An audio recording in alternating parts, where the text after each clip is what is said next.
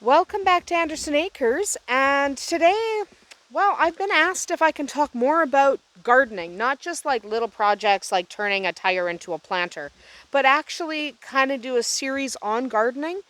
And yes, I can, but I'm going to do that with a caveat because at our old property where we were last year and the year before, we had a huge garden bed.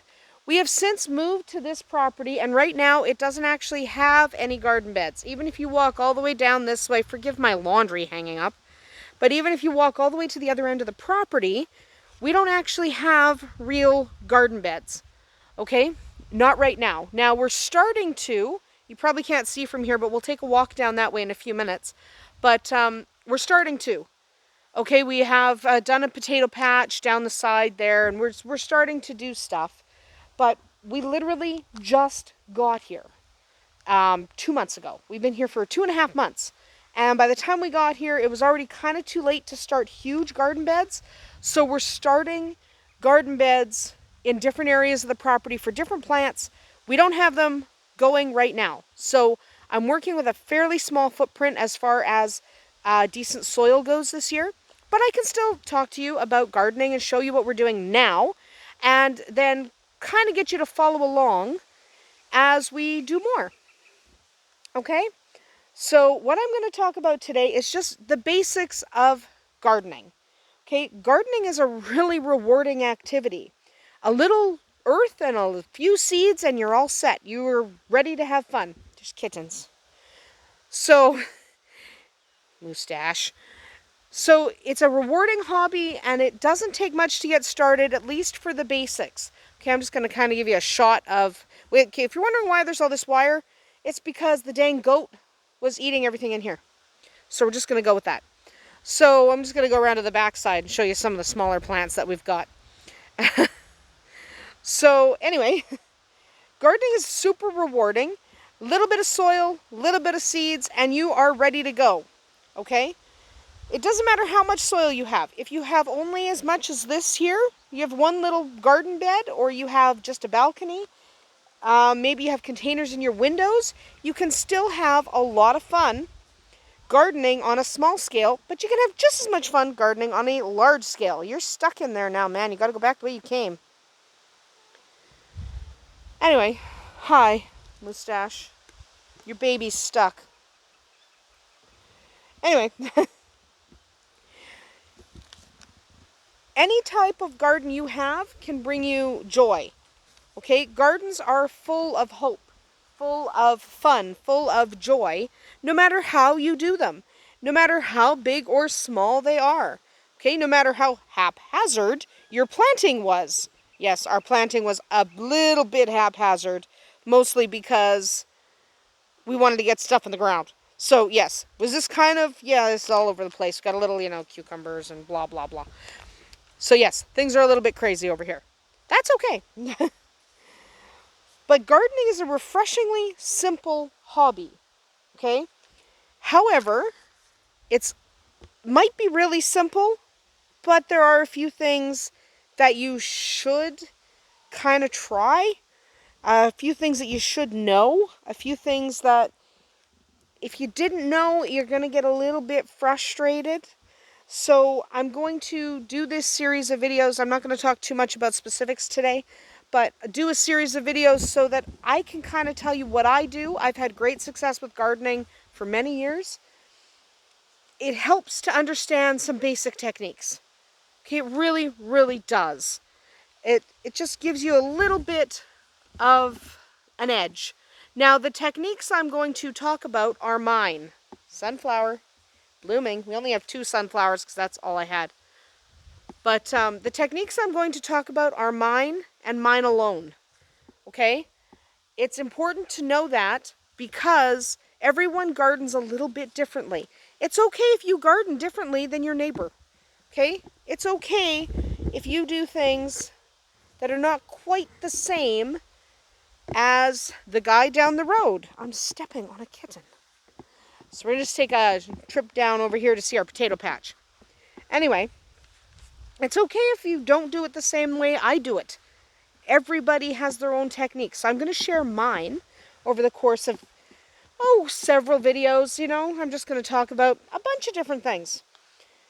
The things I do are really, really simple. I tend to simplify my garden, and I tend to not get absolutely crazy with everything I do. I try to make it easy for me, and I try to make it easy for my kids and easy for my father, who's a senior. He loves to garden. In fact, he planted these potatoes for me because he loves potatoes. So we try to simplify and make things make sense. This is our potato patch. We have 4 different kinds of potatoes down this way. So, see, we tilled up this soil and put some potatoes in. With a little bit of time and commitment, you can have a garden that almost sustains itself, but it does take work, and there's always going to be an element of care that you have to take. No matter what you do, no matter how you set it up, gardens are work. So it's a fun hobby, but it's not going to take care of itself. You're going to have to be out here weeding. These are doing really well. They've only been in the ground a little bit, and these guys are doing really well. So if you're wondering why, like, we haven't cleaned this all up or anything. We just shoved things in the ground because we wanted to get started. So there are some key things to think about, key things to consider when you're going to start gardening. And these are topics I am going to cover individually. Laundry. We're not going to talk about laundry. Nobody needs to be told what to do with laundry. Yes, hang it on the line. It's not complicated. Anyway, so I'm just going to walk back over here. So anyway, things you might want to consider before you even get started. You might want to think about garden design. Where do you want your beds? How big do you want your beds? What are you going to plant? That kind of thing.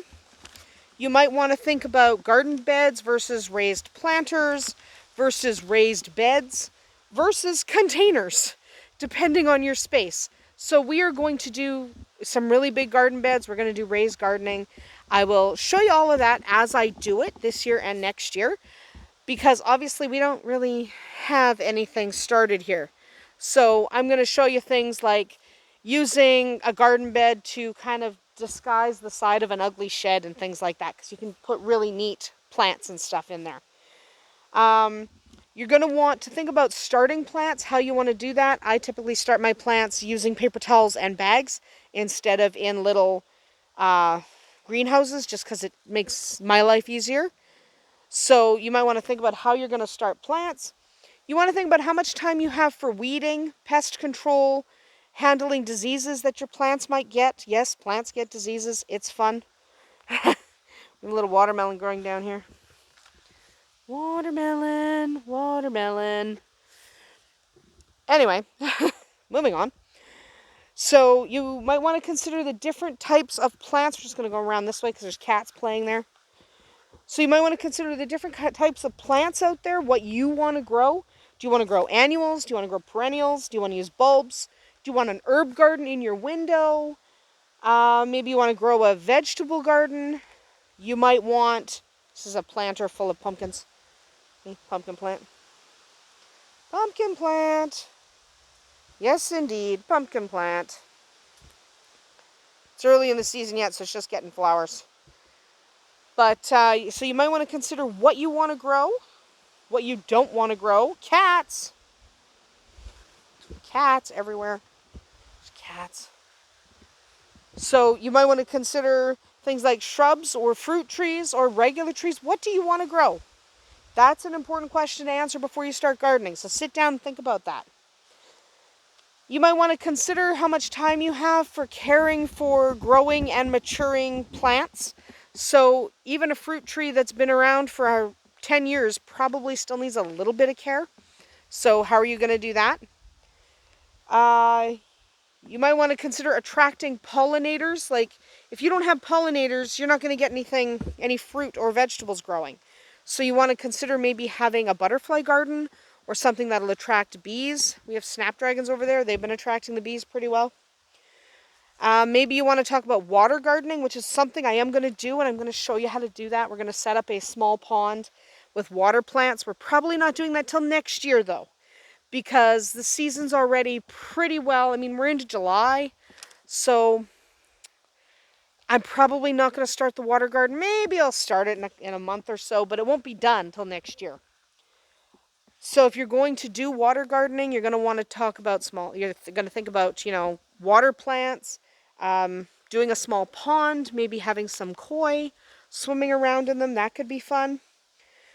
Maybe you want to grow and maintain a food garden, which is what we're going to do. So I'm going to show you how I do that. We have green onions growing down here anyway, by the way. I'm going to show you how to do like green onions. That's crazy. Green onions are so easy. So I'm going to do a whole video about green onions because they're so easy. You don't even need seeds. But that's not the point right now. So if you want to grow and maintain a food garden, you might do things differently than if you just want a bunch of flower beds. Now I want a little of everything here, so I'm going to, because that's what I had at the old place, but I'm going to do a series of videos on all of these topics, including the tools and materials you might need. So you might need fencing, depending on what kind of animals you have. Arwen is horrible, bad little goat. So we have this fencing around here because she just wants to eat the corn and the watermelon. She just wants to eat them, and she's horrible. So you might need to think about tools and fencing for your areas.